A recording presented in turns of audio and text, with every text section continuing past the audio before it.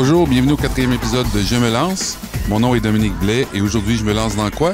Je me lance dans l'entrepreneuriat.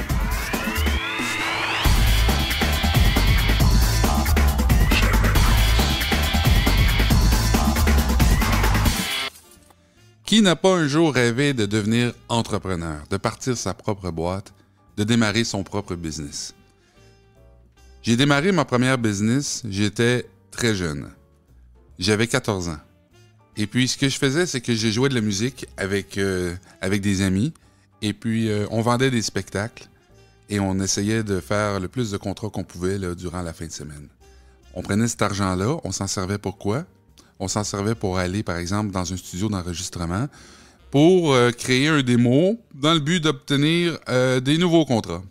Et puis ça a développé évidemment mon sens d'entrepreneur. Donc, je prenais le téléphone, j'appelais toutes sortes d'organismes, j'appelais des écoles, parce qu'évidemment, bon, à 14 ans, on peut pas jouer dans des bars ou on peut pas faire des tournées, là, à moins de s'appeler Justin Bieber ou Céline Dion.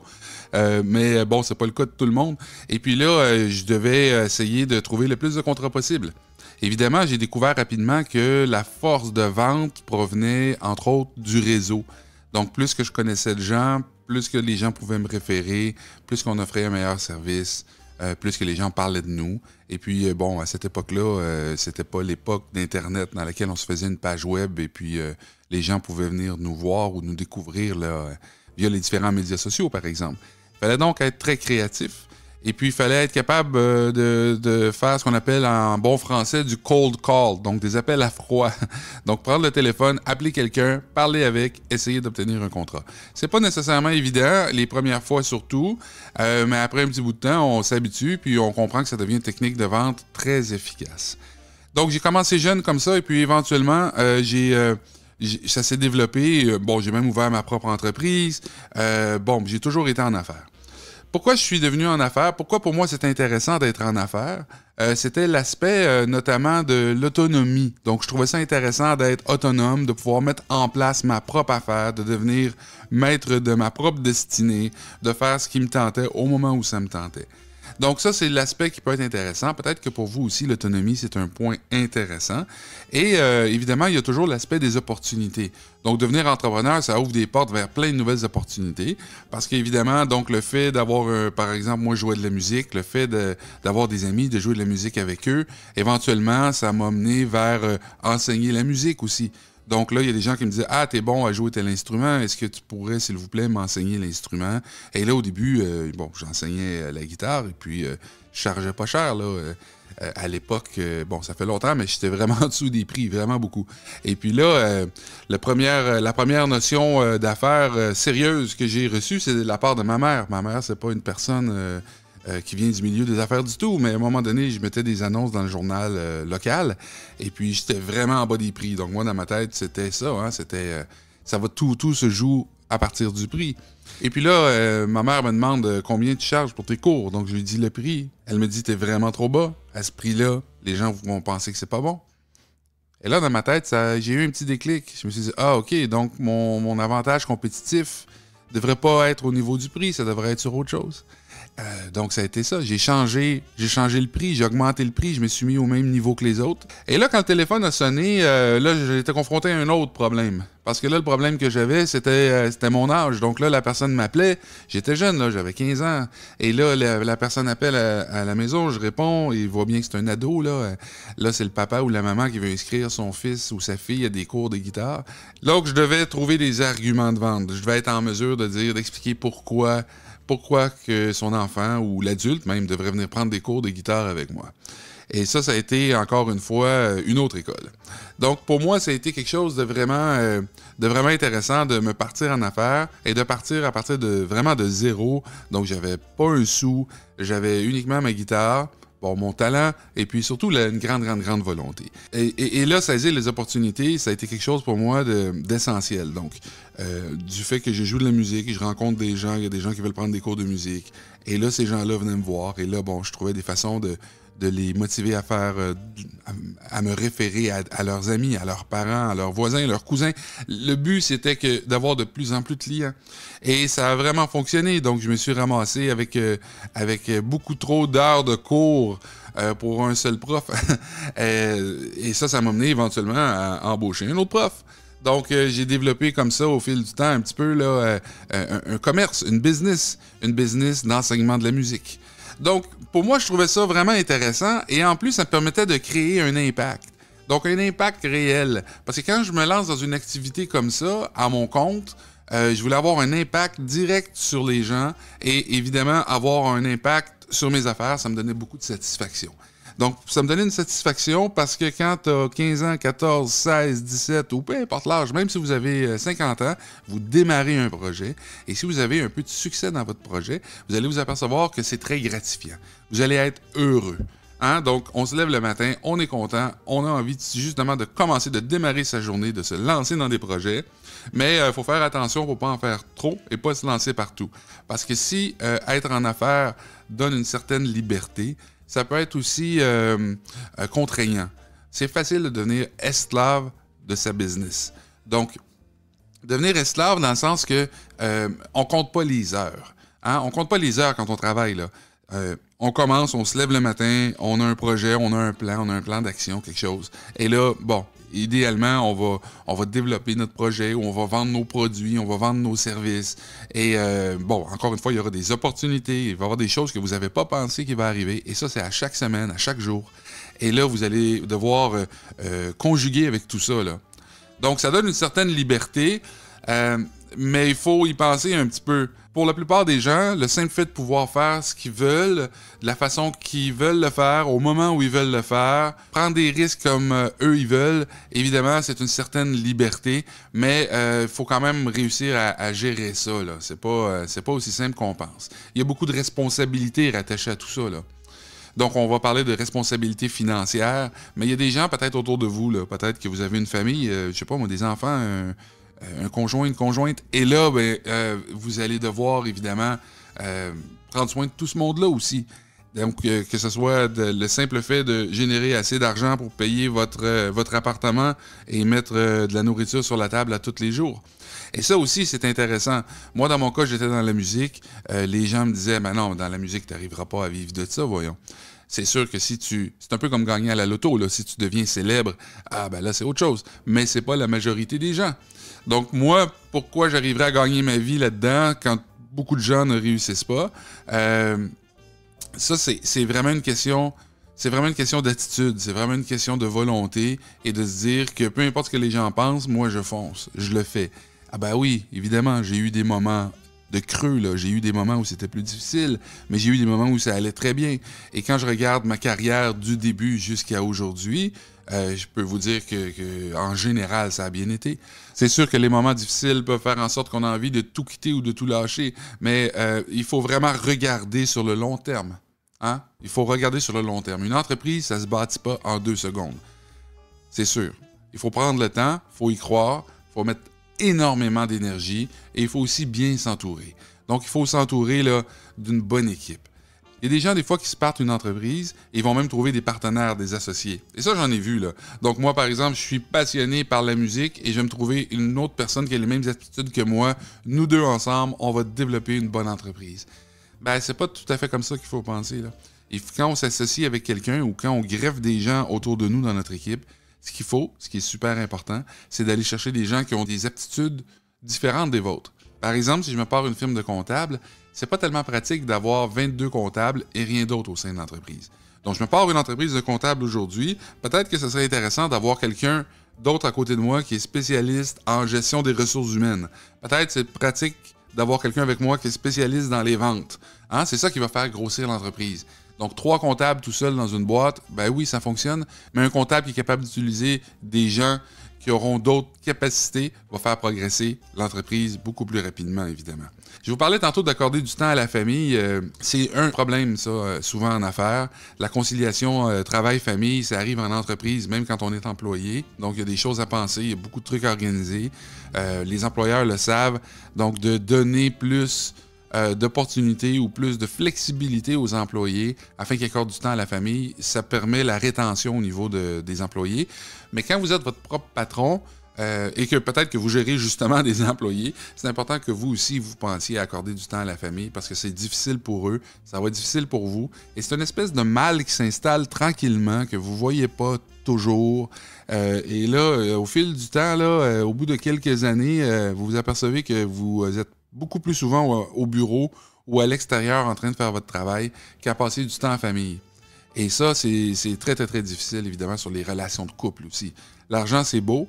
L'argent peut être, évidemment, une source de stress. Donc, quand on n'en a pas, c'est très stressant. Mais quand on en a et qu'on est capable d'avoir une entreprise, on ne veut pas que ça s'arrête.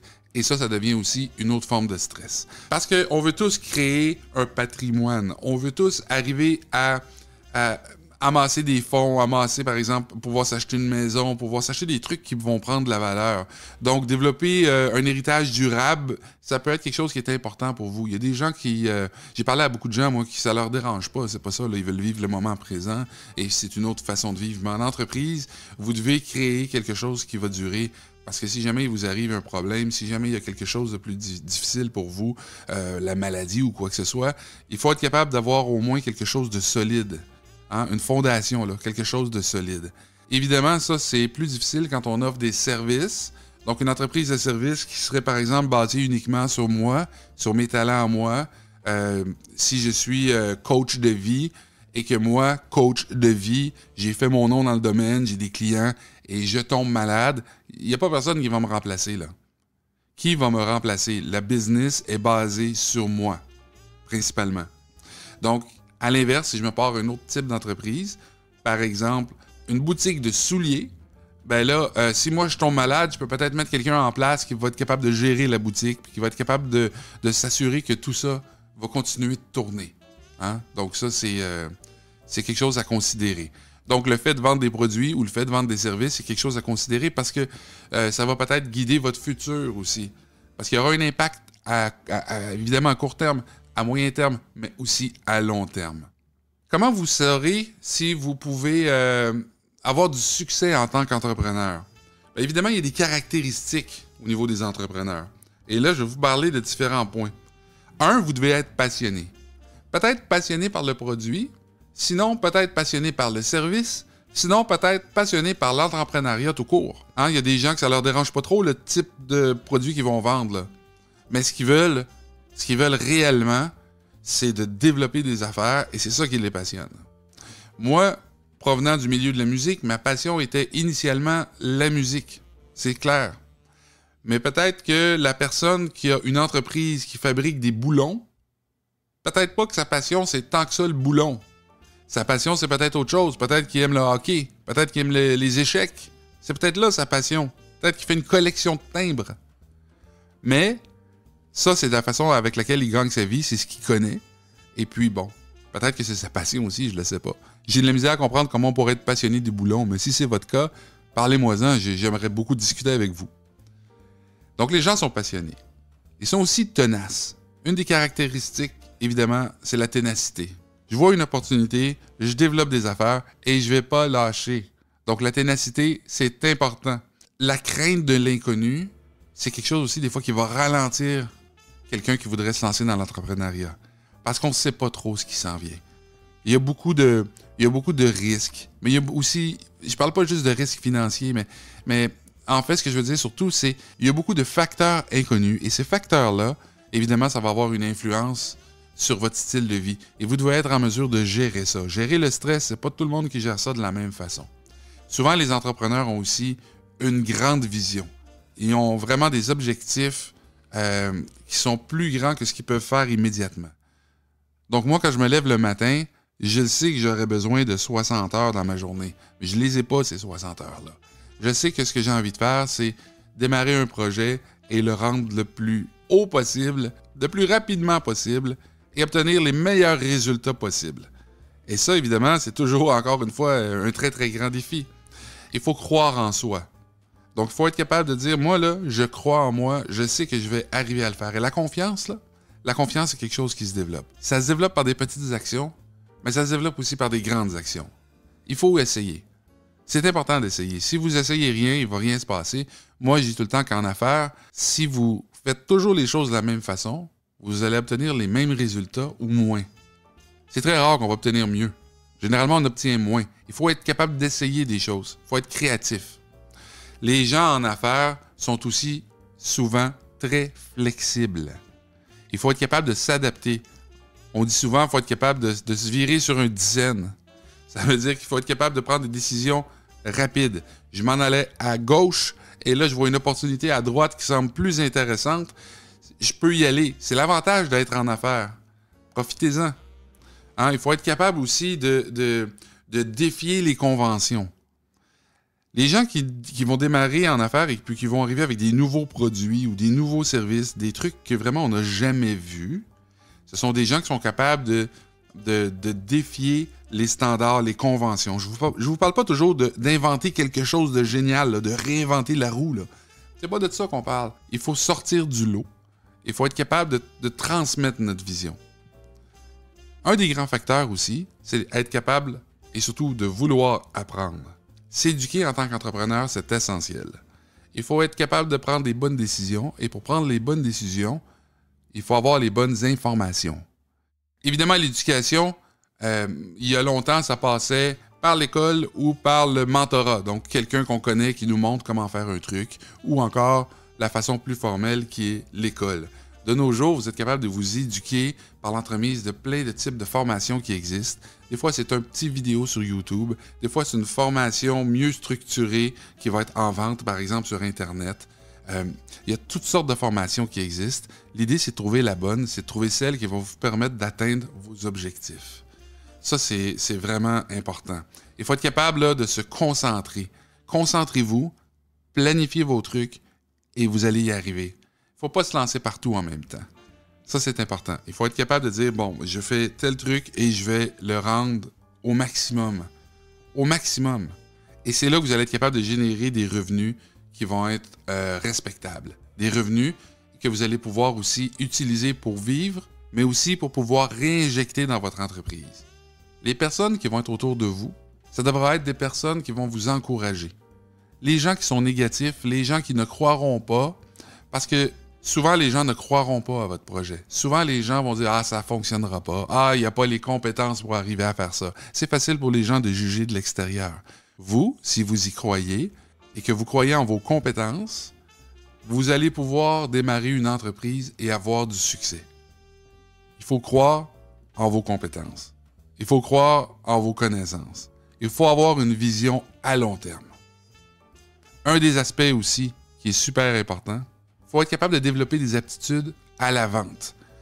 Peu importe ce que vous faites comme entreprise, vous allez devoir traiter avec un client. Et ça veut dire que vous allez devoir être capable de vendre vos idées assez pour que la personne achète votre produit ou achète votre service. Et ça, c'est pas simple. Moi, je peux prendre une chanson, je peux la mettre sur n'importe quel fournisseur ou distributeur ou vendeur de musique en ligne. La chanson est là, personne ne le sait. Il faut que j'arrive à faire de la promotion, il faut que j'utilise des techniques de marketing, il faut que je me fasse connaître.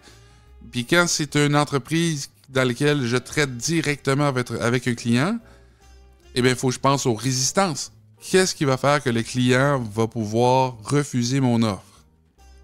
Comment je vais être en mesure, moi, de virer la tendance pour que, finalement, ils me disent oui? Il y a des techniques pour ça. Éventuellement, on va parler un petit peu plus de ce sujet-là. Mais là, pour le moment, c'est des choses que vous devez penser avant de vous lancer en entreprise. Est-ce que j'ai des aptitudes de vente? Votre projet d'entreprise va commencer à partir d'un rêve, va commencer à partir d'une idée que vous allez avoir.